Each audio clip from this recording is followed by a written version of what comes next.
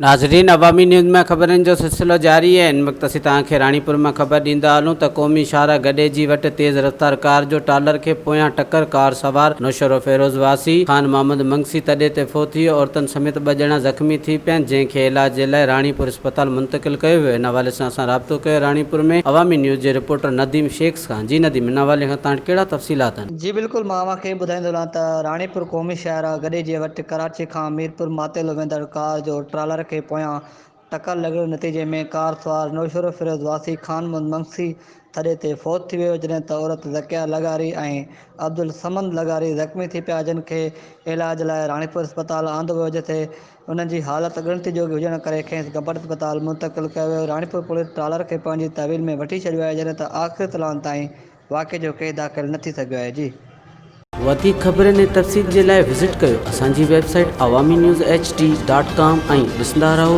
Awami news HD।